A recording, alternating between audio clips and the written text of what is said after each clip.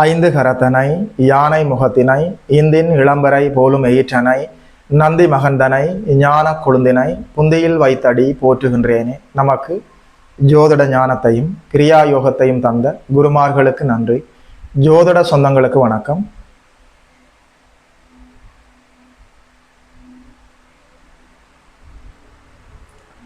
ரெண்டாயிரத்தி 26ஆம் ஆண்டு விருச்சிகம் ராசிக்காரர்களுக்கு என்னென்ன சிறப்பு பலன்கள் பரிகாரங்கள் சொல்லி பார்க்கலாம்.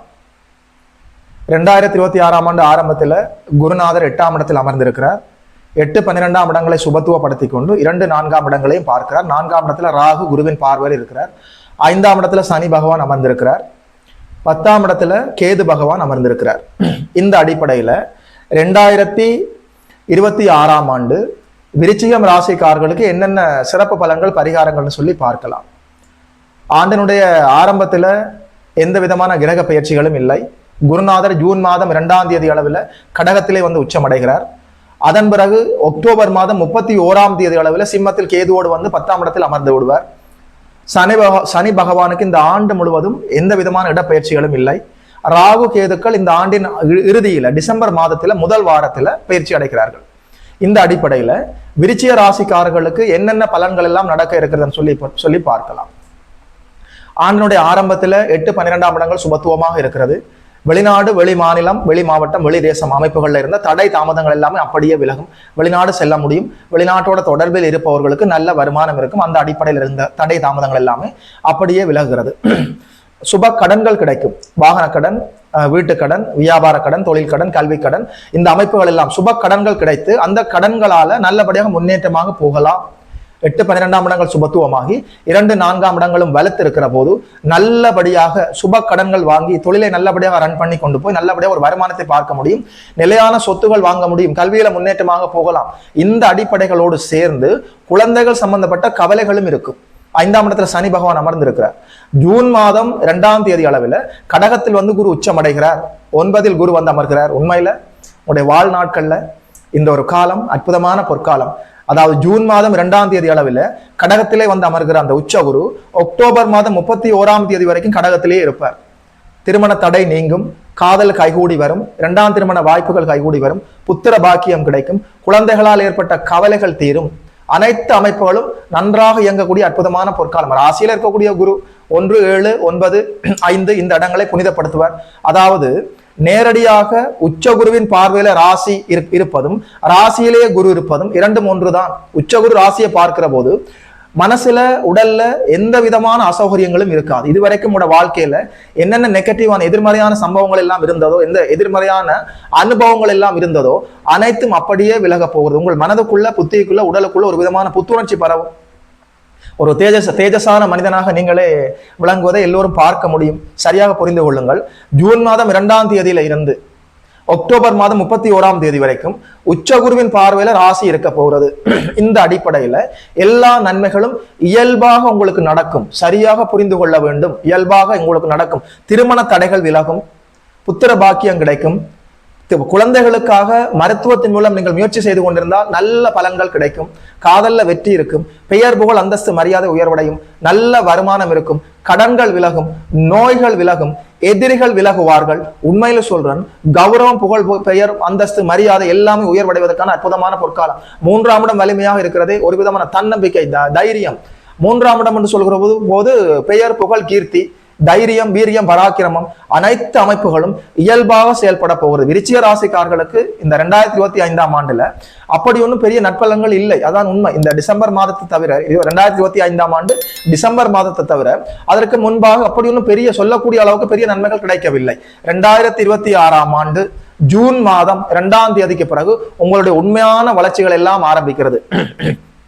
ஜூன் மாதம் 2ஆம் தேதி அளவில் உச்சமடைகிற குரு நேரடியாக 5ஆம் இடத்தில் இருக்கிற சனி பகவானை பார்ப்பார். குழந்தைகள் சம்பந்தப்பட்ட கவலைகள் எல்லாமே அப்படியே விலகும். அதிர்ஷ்ட வாய்ப்புகள் தேடி வரும். 5ஆம் இடம் வலுக்க இருக்கிறது. ராசியை குரு பார்க்கிறார். உண்மையில சொல்றேன், அதிர்ஷ்ட வாய்ப்புகள் சரியாக தேடி வரும்.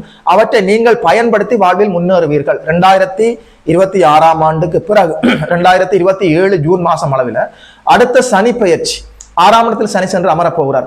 அதுவுமே அற்புதமான இடம். அடுத்த 2-3 ஆண்டுகளுக்கு விருச்சிக ராசிக்காரர்களை யாரும் அசைக்க முடியாது. உங்களுடைய உண்மையான வளர்ச்சிகள், உண்மையான முன்னேற்றங்கள் ஜூன் மாதம் 2ஆம் தேதியிலிருந்து ஆரம்பிக்கிறது. அக்டோபர் மாதம் 31ஆம் தேதி அளவில் 10ஆம் இடத்திலே சிம்மத்திலே குரு வந்து அதிசாரமாக அமர்கிற போது 10ஆம் இடத்துல இருக்கிற குரு 2, 4, 6ஆம் இடங்களை பார்த்து வலுப்படுத்துவார். உண்மையில சொல்றேன், வேலை, தொழில், வியாபாரம், உத்தியோக அடிப்படையில் இருந்த அத்தனை அசௌகரியங்களும் சரி செய்து தரப்படும். வேலை மாற்றம், இடமாற்றம், உத்தியோக மாற்றம், இருப்பிட மாற்றம், தொழில் மாற்றம், அனைத்து அமைப்புகளும் நடக்க காத்திருக்கிறது. அனைத்தும் நன்மையாக, வளர்ச்சியாக, முன்னேற்றமாக உங்களுடைய நன்மைக்காக இருக்கும். 2026ஆம் ஆண்டு ஜூன் மாதம் 2ஆம் தேதி வரைக்குமே சற்று அசௌகரியங்களை நீங்கள் சந்தித்துக் கொண்டிருந்தாலும் 2026ஆம் ஆண்டு ஜூன் மாதம் 2ஆம் தேதிக்கு பிறகு குருவினுடைய ஒவ்வொரு நகர்வும் உங்களுக்கு இயல்பாக எல்லா நன்மைகளையும் கொண்டு வந்திருக்கிறது. சரியாக பயன்படுத்திக் கொள்ளலாம். 2026ஆம் ஆண்டு ஜூன் வரைக்கும் உங்களுக்கு கெடுதல் நடந்துவிடும் என்று நான் சொல்லவில்லை.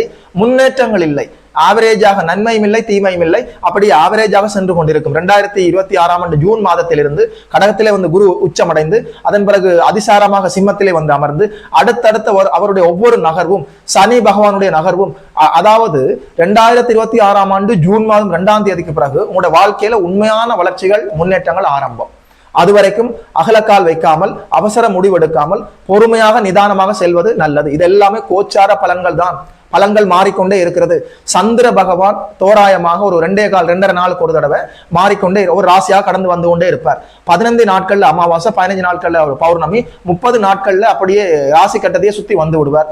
சூரிய பகவான் ஒவ்வொரு ராசியாக மாதம் மாதம் ஒவ்வொரு ராசியை கடந்து வந்து கொண்டிருக்கிறார். சூரியன் மாற மாற, சந்திரன் மாற மாற, லக்ன புள்ளி மாற மாற, இங்கே எதுவுமே நிரந்தரமாக இல்லை. இதயம் துடித்துக் கொண்டிருக்கிறது, மூச்சு காற்று உள்ளே வந்து வெளியே போய் கொண்டிருக்கிறது, பூமி சுத்தி கொண்டிருக்கிறது, சூரியன் சுத்த ஓடி வந்து கொண்டிருக்கிறது. எந்த கிரகமும் எந்த ஒரு இடத்துல நிரந்தரமாக இல்லை, நகர்ந்து கொண்டே இருக்கிறார்கள். அதாவது ஒரு ராசியை கடப்பதற்கு, ஒரு ராசியில வந்து குரு பகவான் ஒரு வருடம் இருக்கிறார் என்ற அர்த்தம் இல்லை. அவர் மொத்தமாக கடந்து வெளியே வருவதற்கு ஒரு ஆண்டு காலம் எடுத்துக் கொள்கிறார். அதனால இப்போது நான் சொல்கிற இந்த பலன்கள் எல்லாம் மாறக்கூடியதுதான். 2026ஆம் ஆண்டு ஜூன் மாதத்திலிருந்து விருச்சிக ராசிக்காரர்களுக்கு எல்லா நன்மைகளும் படிப்படியாக நடக்க ஆரம்பிக்கும். அதுவரையில கெடு பலனும் இல்லை, நல்ல பலனும் இல்லை. தசாபுத்திகளின் அடிப்படையில் எல்லாமே செயல்படும். அதாவது 2026ஆம் ஆண்டு ஜூன் மாதத்துக்கு பிறகு உங்களுக்கு நல்ல யோக தசாபுத்திகள் நடந்து கொண்டிருந்தால் நிச்சயமாக சொல்கிறேன், கொடி கட்டி பறக்க முடியும். எடுக்கிற முயற்சிகள் எல்லாம் வெற்றி தரும். திருமண தடை நீங்கும், பொருளாதார முன்னேற்றம் இருக்கும். தொழில், வேலை, வியாபாரம், உத்தியோக அமைப்புகள் இருந்த தடை தாமதங்கள் எல்லாமே அப்படியே விலகும். கடன், நோய் எதிர்ப்புகள் விலகும். சுப கடன்கள் கிடைக்கும். வியாபாரத்தை நல்லபடியாக முன்னேற்றமாக கொண்டு போகலாம். புதிய தொழில்களை ஆரம்பிக்கலாம், புதிய முயற்சிகளை எடுக்கலாம். எல்லாமே நன்மையாக இருக்கிறது. உங்களுடைய பிறந்த ஜாதகத்துல இப்போது உங்களுக்கு என்ன தசாபுத்தி நடக்கிறது, லக்னம், லக்னாதிபதி எப்படி இருக்கிறது, லக்னம் கொடுப்பனவோடு இருக்கிறதா, இந்த அடிப்படைகளை எல்லாம் பார்த்து பக்குவமாக நீங்கள் இந்த பலன்களை எடுக்க வேண்டும். ஒரு மனிதனுடைய ஜாதகத்துல, பிறந்த ஜாதகத்துல 3 நட்சத்திரங்கள் முக்கியமான நட்சத்திரங்கள். லக்னம் என்ற நட்சத்திரம், லக்னாதிபதி என்ற நட்சத்திரம், சந்திரன் வாங்கிய நட்சத்திரம். இந்த அடிப்படைகளை நீங்கள் பார்த்து கொள்ள வேண்டும். எது எப்படி இருந்தாலும் 2026ஆம் ஆண்டு ஜூன் மாதம் 2ஆம் தேதிக்கு பிறகு விருச்சிக ராசிக்காரர்களுக்கு எல்லா நன்மைகளும் நடக்க காத்திருக்கிறது. வாழ்த்துக்கள். அதாவது உங்களுக்கான பரிகாரங்கள்னு சொல்லி பார்க்கிற போது சஷ்டி திதி எப்போதெல்லாம் வருகிறதோ அப்போது நீங்கள் நல்லபடியாக விரதம் இருந்து முருகப்பெருமானை நேரிலே சென்று பார்த்து வணங்கி விட்டு வரலாம். பெருமாள் கோவிலுக்கு செல்பவர்கள் ஏகாதசி நாட்கள்ல விரதம் இருந்து சக்கர தாழ்வாரை வணங்க வேண்டும். 2026ஆம் ஆண்டு விரதம் இருந்து ஆண்டவனை வணங்குகிற போது, அன்னதானம் கொடுக்கிற போது, பசியோடு இருக்கிற உயிர்களுக்கு அன்னத்தை தானமாக கொடுக்கிற போது எந்த தீய பலன்களும் இருக்காது. கலியுகத்தில் அன்னதானம் உண்மையில ஒரு அற்புதமான பரிகாரம். சரியாக நீங்கள் அதை பயன்படுத்திக் கொள்ளலாம். 2026ஆம் ஆண்டு குரு பயிற்சியிலிருந்து விருச்சிக ராசிக்காரர்களுக்கான அடுத்தடுத்து எல்லா நன்மைகளும் நடக்க காத்திருக்கிறது. 2027 ஜூன் மாதம் நடக்க இருக்கிற சனி பயிற்சி கூட உண்மையாகவே அற்புதமாக இருக்கிறது. 6ஆம் இடத்தில் சனி அமர்கிற போது கடன், நோய் எதிர்ப்புகள் அப்படியே விலகும். 2026ஆம் ஆண்டு ஜூன் மாதம் 2ஆம் தேதியில கடகத்திலே குரு உச்சமடைகிற போது சனியை பார்த்து சாந்தப்படுத்துவார். எது எப்படி இருந்தாலும் 2026 ஜூன் மாதம் 2ஆம் தேதியிலிருந்து விருச்சிக ராசிக்காரர்களுக்கான எல்லா சுப மங்கள காரியங்களும் ஆரம்பம். வாழ்த்துக்கள். 2026ஆம் ஆண்டு சிறப்பு பலன்களையும் பரிகாரங்களையும் விருச்சிகம் ராசிக்காரர்களுக்கு சொன்னதுல ஒரு ஜோதிடனாக எனக்குமே மட்டற்ற மகிழ்ச்சி. யோகி மதன் அஸ்ட்ரோ என்ற யூடியூப் சேனலை சப்ஸ்கிரைப் செய்திருக்கின்ற அனைத்து தோழர்களுக்கும், தோழிகளுக்கும் என் மனப்பூர்வமான நன்றிகள். பார்த்தவர்கள் உங்களுடைய நண்பர்களோடும் உறவினர்களோடும் பகிர்ந்து கொள்ளுங்கள். இதுபோல இன்னும் ஒரு அற்புதமான வீடியோவில் சந்திக்கிறோம். நமஸ்காரம்.